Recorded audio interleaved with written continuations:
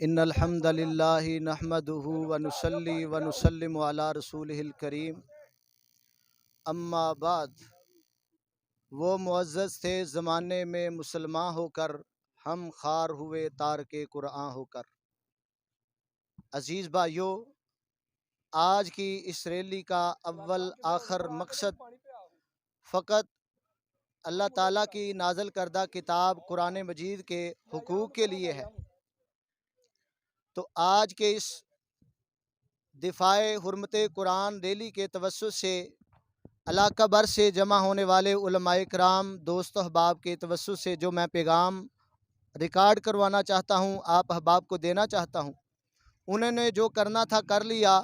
اللہ تعالیٰ کی غیبی مدد آئے گی، اللہ تعالیٰ اپنا کو بندہ کھڑا کرے گا، انشاءاللہ اسلام غالب آئے گا، قرآن دنیا پر چھائے گا، اسلام اور مسلمانوں کو اللہ عزت اور سرفرازی عطا فرمائے گا۔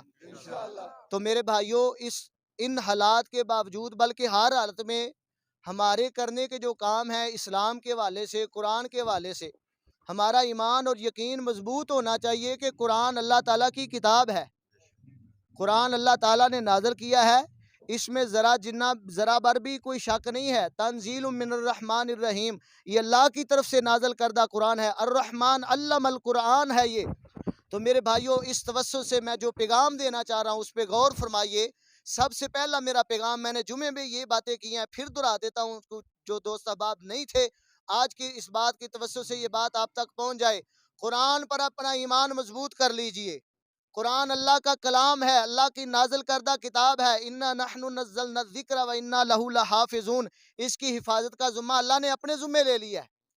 باقی یہ آزمائشیں، یہ امتحان ہے کہ ہم کتنے کامل ہیں، کتنے عمل کرنے والے ہیں۔ دوسری بات یہ ہے کہ میرے بھائیوں، ہم قرآن کو ٹائم دیں، اس کی تلاوت کو اپنی زندگی کا معمول اور حصہ بنائیں۔ الذین آتیناہم الکتاب یتلونہ حق تلاوتہ، اللہ فرماتے ہیں جن کو ہم نے کتاب دی ہے وہ اس کی تلاوت کا حق ادا کرنے والے ہیں، جیسے حق ہے ویسے قرآن پڑھتے ہیں۔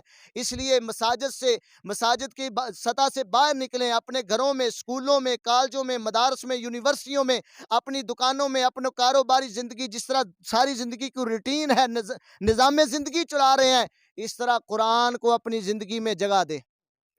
قرآن پر ایمان رکھنے کے بعد قرآن کی تلاوت کو اپنا معمول بنائیں، قرآن کو ثواب سمجھ کر پڑھیں، اللہ تعالیٰ 10 نیکیاں عطا فرماتے ہیں۔ میرے بھائیوں، قرآن کو سمجھیں، اس کے ترجمے، اس کی تفسیر، اس کے معنی مفہوم پر غور کریں۔ مساجد میں تو پہلے نظام موجود ہے، ہر مسجد میں ترجمہ کلاس بنائیں، ہر گھر میں ایک بیٹی ایک بیٹا اس کو ترجمہ قرآن پڑھائیں، تاکہ گھر میں برکت ہو، اللہ تعالیٰ ہماری زندگیوں میں خیر و برکات کا نزول فرمائے۔ میرے بھائیوں، چوتھی بات یہ ہے کہ قرآن کو ایمان لانے کے بعد، پڑھنے کے بعد اس کو سمجھا جائے، اور سمجھنے کے بعد اس پر عمل کیا جائے۔ سب سے جو بڑی چیز ہے قرآن پاک پر عمل کرنا، خالی ثواب سمجھ کے پڑھ لینا یا ادھر ادھر کی باتیں کر لینا، یہ قرآن کا حق نہیں ہے، یہ تحفظ حرمت قرآن ریلی کا قطعاً مقصد نہیں ہے۔ حکمرانوں تک پیغام جائے گا، جا رہا ہے، UN سلامتی کونسل، OIC آرگنائزیشن اسلامی کنٹریز تک پیغام جا رہا ہے، اور عرب ممالک الحمدللہ آوازیں بلند کر رہے ہیں، اور انشاءاللہ آوازیں بلند ہوتی رہیں گی۔ اسلام چمکتا رہے گا، دمکتا رہے گا، اسلام کا پرچم لہراتا رہے گا۔ قرآن کو اپنی عملی زندگی میں لائیے۔ کیسے؟ جیسے محمد رسول اللہ صلی اللہ علیہ وسلم لائے تھے، جیسے ابو بکر صدیق لائے تھے، عمر فاروق لائے تھے، ذوالنورین لائے تھے، علی المرتضیٰ رضی اللہ تعالیٰ عنہ لائے تھے، جس طرح ابن تیمیہ اور احمد بن حنبل نے قرآن کی عظمت کے لیے کردار ادا کیا تھا۔ آج ابن تیمیہ اور احمد بن حنبل کے بیٹوں کے اٹھنے کا وقت ہے۔ قرآن کو اپنی عملی زندگی میں لائیں۔ اور آخری آج کی اس مجلس کے توسط سے میرا پیغام ہے، اس کی دعوت کو لے کر 4 دھانگ عالم میں پھیل جائیں، مساجد سے باہر نکلیں، لوگوں کو دعوت دیں، ریلیوں کی صورت میں، گروپوں کی صورت میں، ہر جگہ قرآن کا پیغام پہنچ جائے۔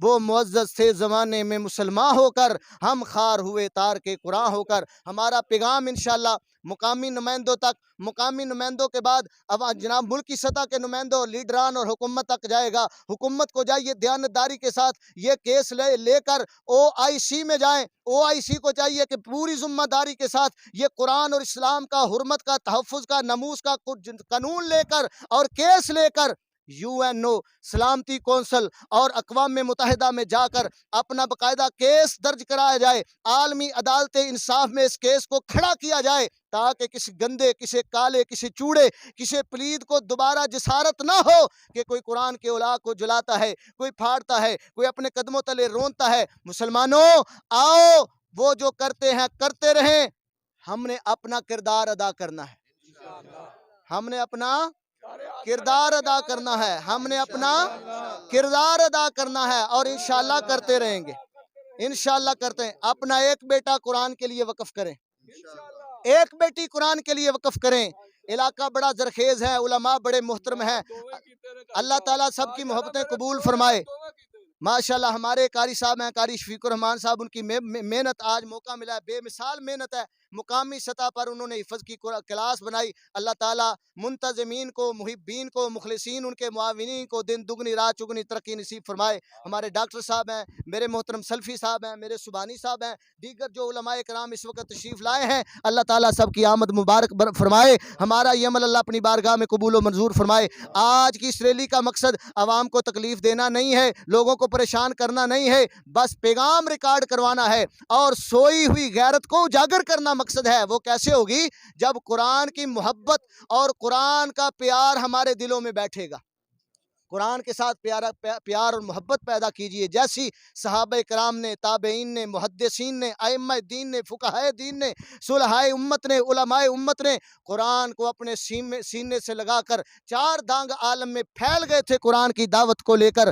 آج بھی مسلمانوں کو ضرورت ہے، آج بھی ضرورت ہے، مسلمانوں پھیل جاؤ چار دانگ عالم میں، قرآن کی دعوت کو عام کر دو، قرآن کے پیغام کو عام کر دو، قرآن کی عظمت کو عام کر دو، قرآن کے شان کو عام کر دو۔ قرآن انشاءاللہ چمکتا رہے گا، دمکتا رہے گا، اسلام پلتا رہے گا، بڑھتا رہے گا۔ وہ ہار چکے ہیں، شکست کھا چکے ہیں۔ فریق مخالف ایسی اوچھی حرکتیں اس وقت کرتا ہے جب دلائل میں ہار جائے۔ وہ دلائل کے میدان میں ہار چکے ہیں، جب ہار جائیں تو پھر مخالف کے خلاف لوگ ایسی حرکات عمل میں لاتے ہیں۔ اللہ تبارک و تعالی ہم سب کا جمع ہونا قبول و منظور فرمائے۔ میرے علماء، مخلصین، محبین، پورے علاقہ سے آنے والے دوست احباب، ہمارے عوامی نمائندے جہاں جہاں سے تشریف لائے ہیں، اللہ تعالیٰ آپ کا آنا مبارک فرمائے۔ وآخر دعوانا الحمدللہ رب العالمین۔ انشاءاللہ اختتامی طور